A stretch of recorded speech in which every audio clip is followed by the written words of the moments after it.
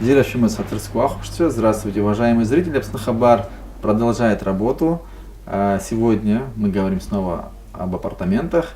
И прежде чем мы приступим к нашему диалогу, я хочу попросить вас подписаться на Апснахабар в YouTube, в Instagram, в Facebook, Telegram. Мы есть везде. Подписывайтесь и смотрите наши видео, репостите наши беседы. Приветствую гостей сегодняшнего эфира. Гиви Кварча, Илья Гуня, экс-депутаты парламента. Илья, совсем недавно прошло заседание комитета, куда позвали общественность на тему апартаментов. Ты там выступал. И вот эта фраза о том, что этот закон об апартаментах — это грузинская мечта, она очень широко распространилась. Я бы хотел попросить тебя еще раз раскрыть, какие опасности и в этом конкретном контексте, и в целом, на твой взгляд, несет этот закон. Это, в принципе, вопрос общий, именно какие опасности, которые еще не озвучены, хотя общественность сказала уже об очень больших, да, таких судьбоносных вопросах. Добрый день. Ну да, действительно, проходил комитет по законопроекту об апартаментах. Бурное обсуждение, все за этим наблюдают. Многие опасности и многие вещи, которые у нас были сказаны и озвучены там людьми, которые обсуждали этот законопроект, имеют право жить, потому что это действительно так. Здесь не только рассматривая такого характера законопроект, мы не можем говорить только об экономической целесообразности. Да? Любой законопроект должен еще рассматриваться с разных сторон. Да? Не только экономика, но и безопасность, как это повлияет на демографию, как это повлияет на,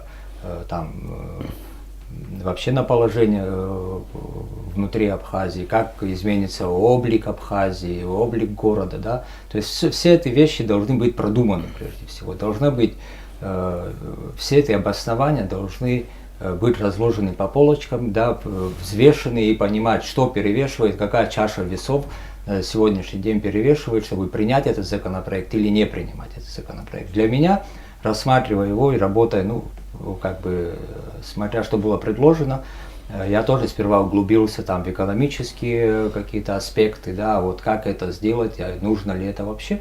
Но потом я понял, что главная проблема, для меня, по крайней мере для меня, да, это совершенно другая опасность. Так как этот законопроект, он родился не сегодня, да, мы его так обсуждаем, как будто этот законопроект был родился вот только сейчас. Да. Эти проблемы стояли перед Абхазией очень давно. Это проблемы о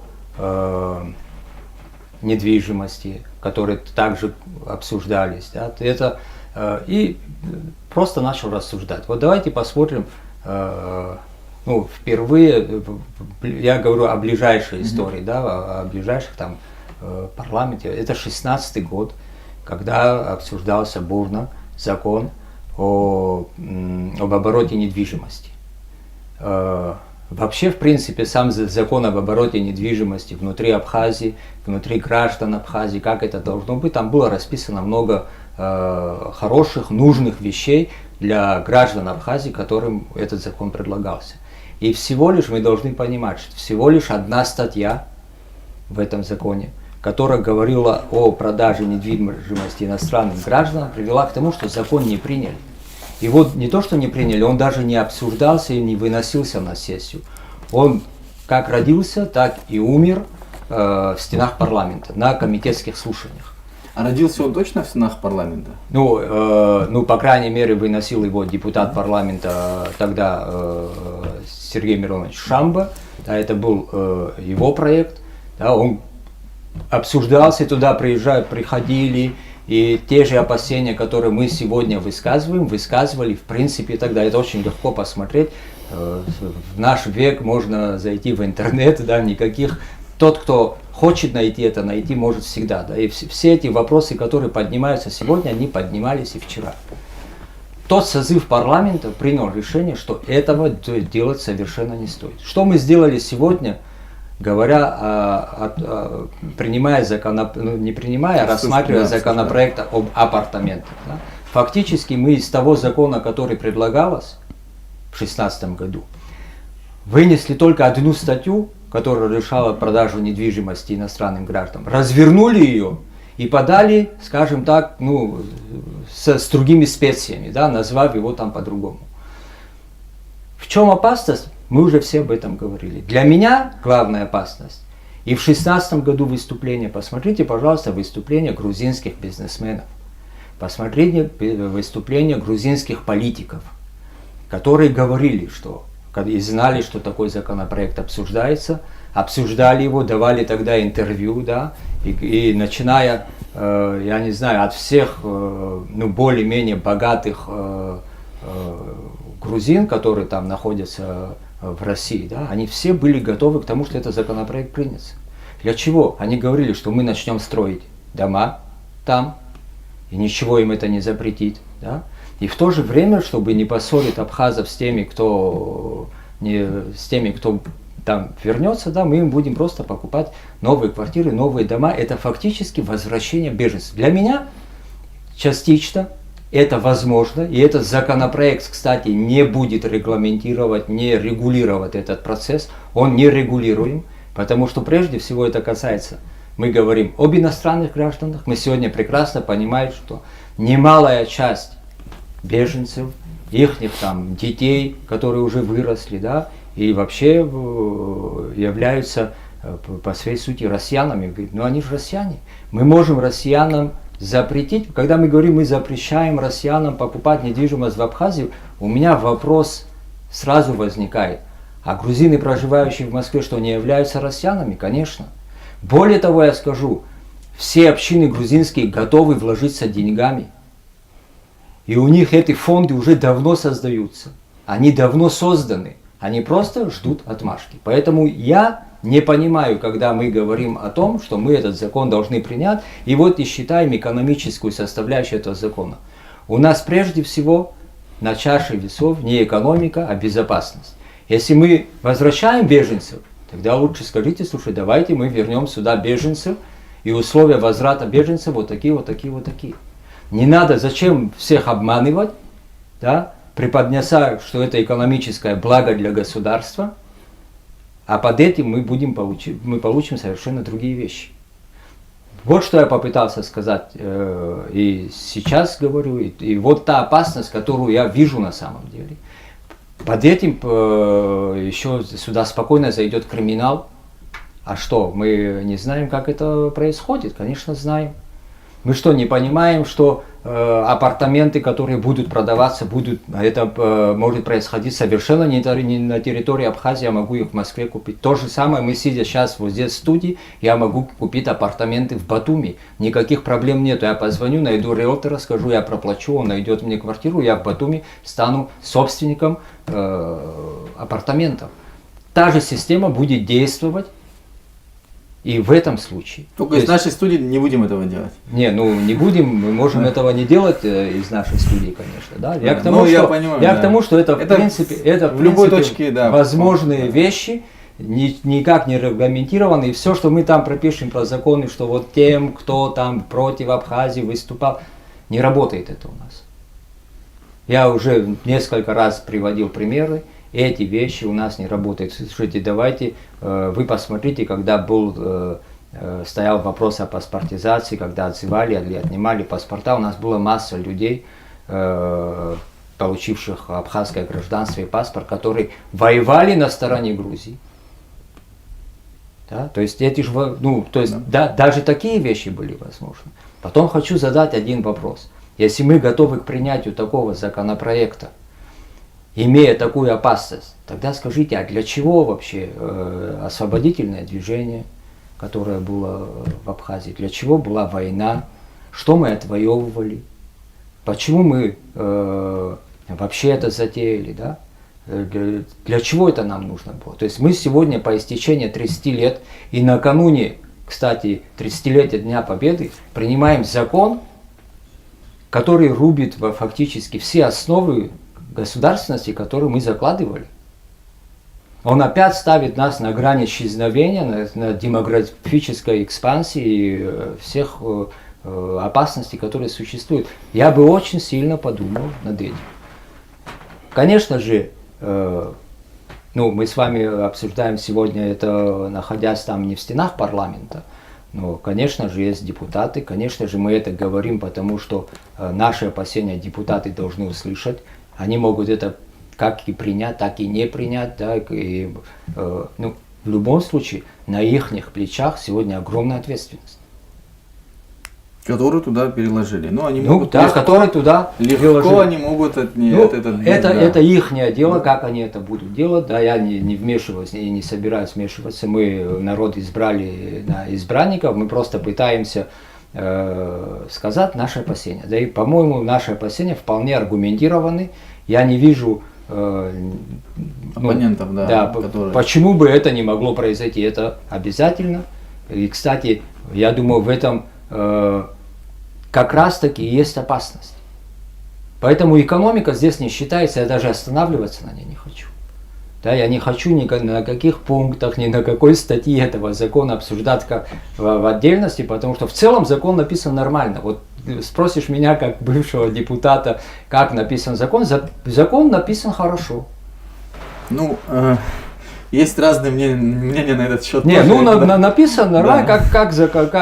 Если придерживаться буквы закона, да, он написан хорошо. Ну, здесь речь а если идет, говорить о духе закона, да, то тут никакого духа закона не существует. Здесь речь идет, если нам как бы это преподносит как же место размещения для туристов, так же как-то это нам преподносится, да, тогда реально можно написать закон об обороте коттеджей, не знаю, отдельно гостиница. Давайте закон о туризме, например. Ну, да. Это я даже, будучи, допустим, у нас будет закон о туризме, и потом по каждому из этих как бы пунктов отдельно, да. Вообще, если чуть-чуть, ну тогда уже раз мы так углубляемся, да, тогда я скажу, вообще термин отели, апартаменты, да, это туристический термин.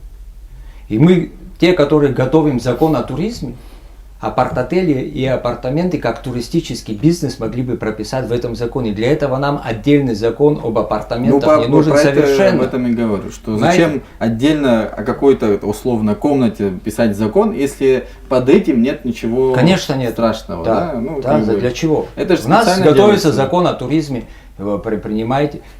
В конце концов, стройте дома отдыха, восстанавливайте. Мы когда говорим об инвестициях, да, все время говорим инвестиции, но часто под этим словом инвестиции у нас стоят просто продажи.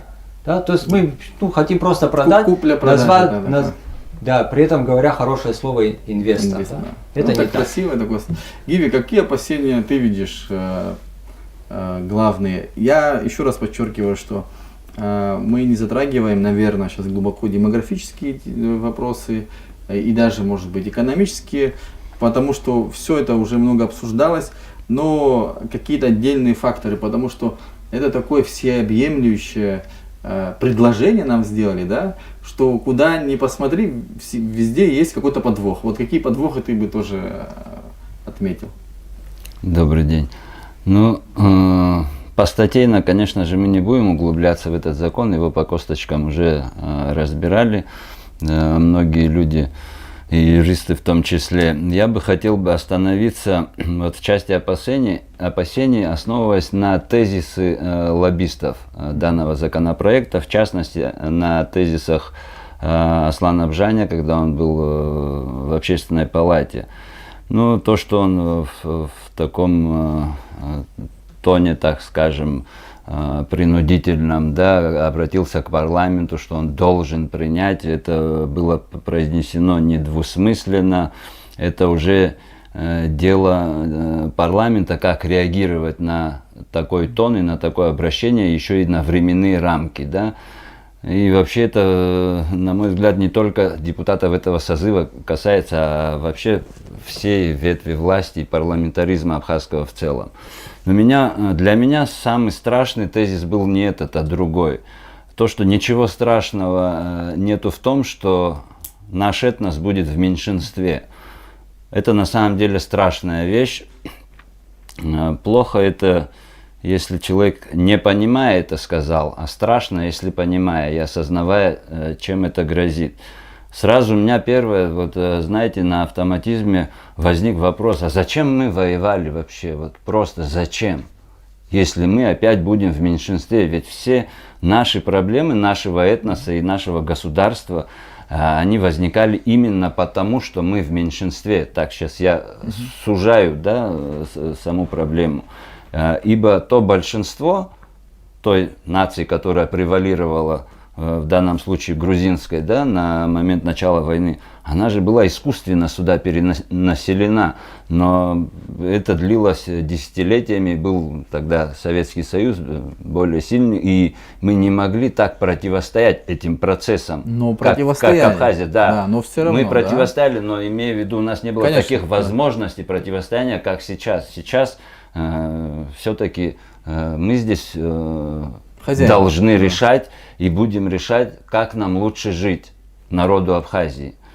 Но, и знаете, еще хотелось бы сказать, пытаются нам приклеивать ярлыки таких русофобов, там, агентов каких-то там иностранных НПО, НКО и так далее.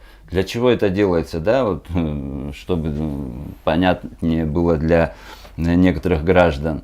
Это отвод внимания, называется вообще в такой широкой политической деятельности, чтобы отвести внимание. Что касается агентства НПО, НКО, в Абхазии нету и не было оранжевых настроений. Я имею в виду настроения, которые формируют НПО там, в части, допустим, стран постсоветского пространства. В Абхазии это не работает, на мой взгляд. Почему? Очень простое у меня объяснение. Никакой НПО, никакой вот западная идеология, она не может нам предложить большего, чем у нас есть. Больше той свободы, которая у нас есть, нам не могут предложить. И похожий пример был в Ирландии, где не работали вот эти вот НПО, НКО, они не смогли изменить общественное мнение. Также у нас это не работает. Что касается русофобских таких настроений, тоже вот здесь хочу остановиться, да, о приклеивании ярлыков. Как могут быть у нас русофобские настроения, когда у нас высшая степень межгосударственных отношений с Российской Федерацией, и большинство граждан Абхазии этому рады и это поддерживают, в том числе разного рода политики, политические организации, независимо от политической конъюнктуры. Назги,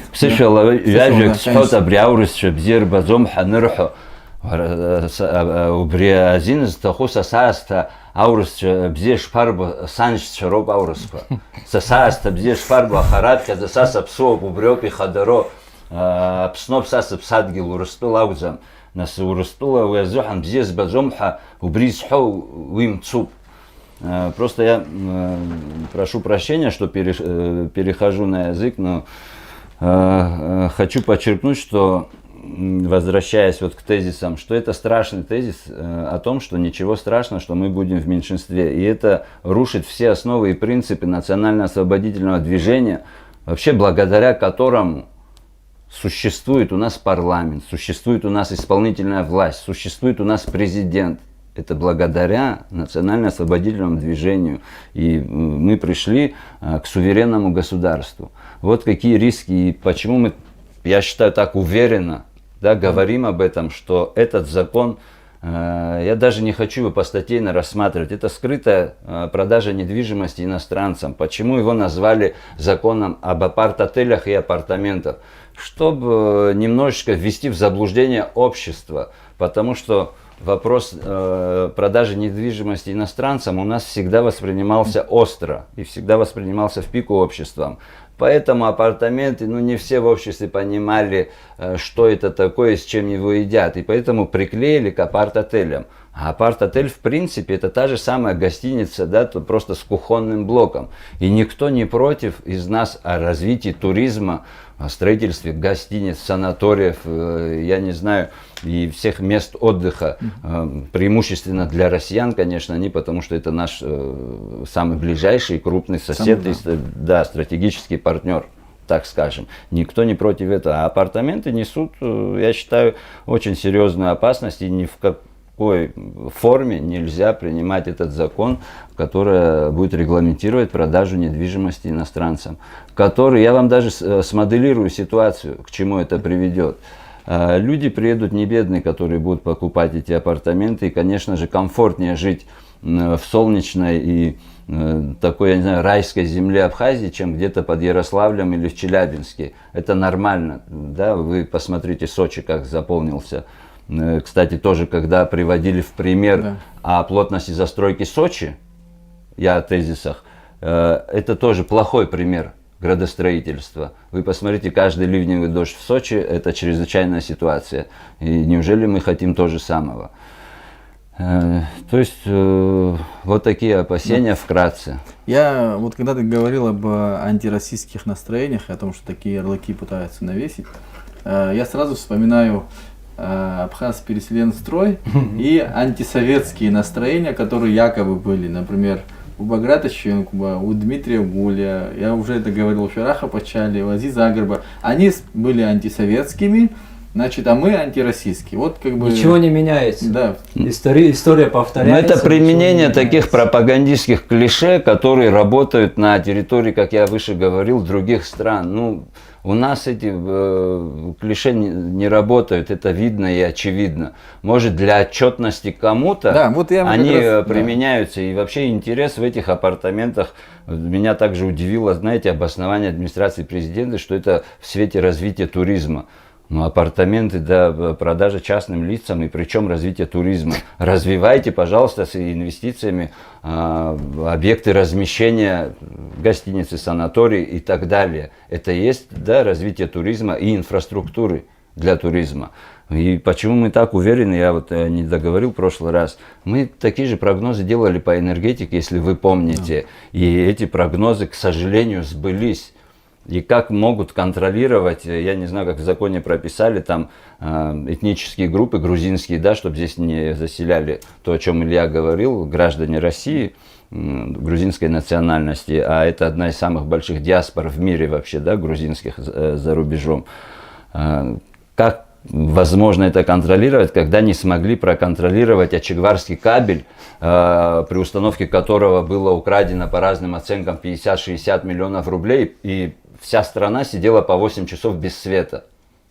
По Ачегваре вы в архив поднимите, мы все это предсказывали, к чему это приведет и как это будет. И сейчас, несмотря даже на это, вносятся поправки. Сейчас все апартаментами занялись, да, я немножко отхожу. Поправки вносятся в закон об энергетике. И если быть, вот знаете, мы все-таки недавно были в депутатском корпусе.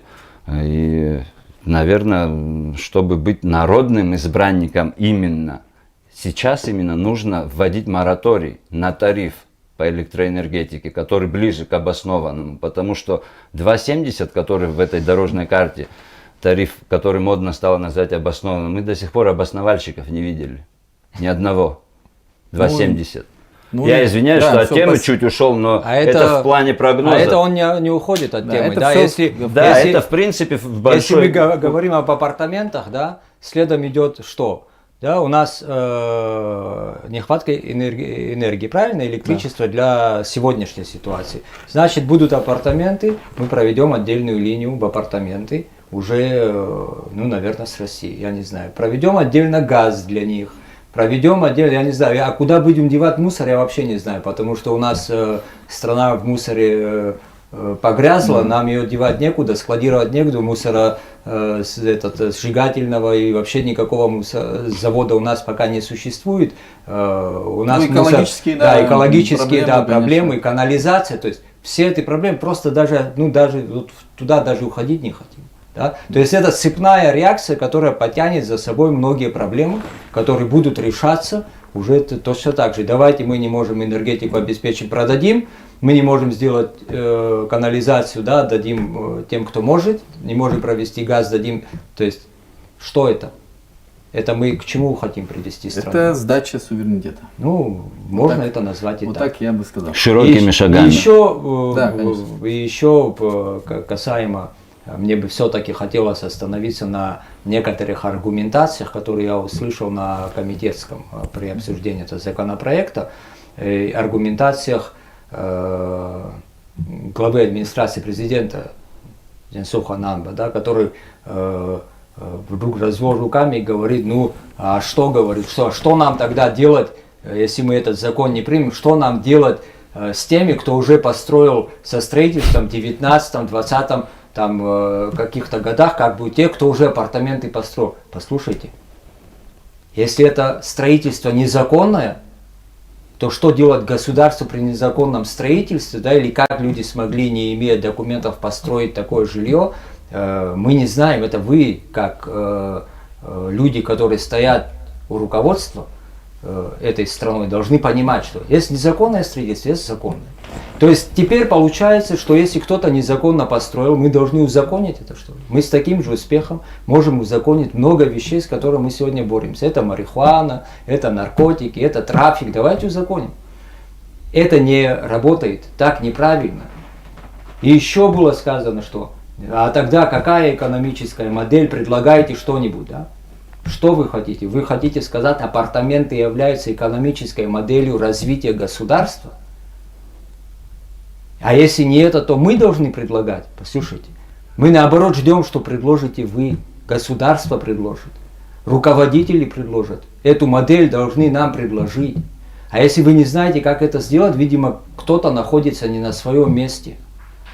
Пригласите туда ученых, пригласите туда специалистов, да, разработайте. Апартаменты точно не являются экономической моделью, никакой.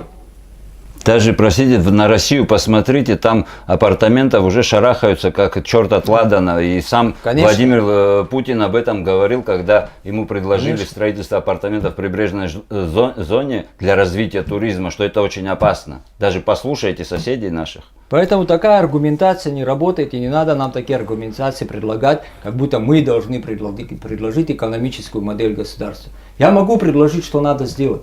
Первое, да? Находясь там, надо бороться с коррупцией, надо улучшить финансовый учет, да? Надо сделать длинные кредиты, дешевые длинные кредиты для бизнесменов, для среднего бизнеса, развивать эти вещи. У нас воруется намного больше, чем тратится на самом деле на жизнь. У А нас мы хотим весь бюджет, который мы собираем здесь в Абхазии, тратится на исполнительную власть фактически. Ну, да, то есть как бы ну, фактически, да, сейчас то есть, не как- совсем я, так, да. Я просто к тому, что Не то есть вся страна работает для того, Да, чтобы... не совсем Хотя так, фактически да. оборот денег в 10 раз больше, как Конечно, минимум. вы администрирование сделайте нормальное. Для начала, а потом мы будем говорить уже о дальнейшем развитии. И мы сэкономим и найдем очень много денег сегодня находящихся и работающих в Абхазии. Знаете, это такие аргументы не принимаются. А еще миф, знаете, специально запускается, что россияне перестанут приезжать сюда на отдых, если мы не примем вот этот закон и там ряд других.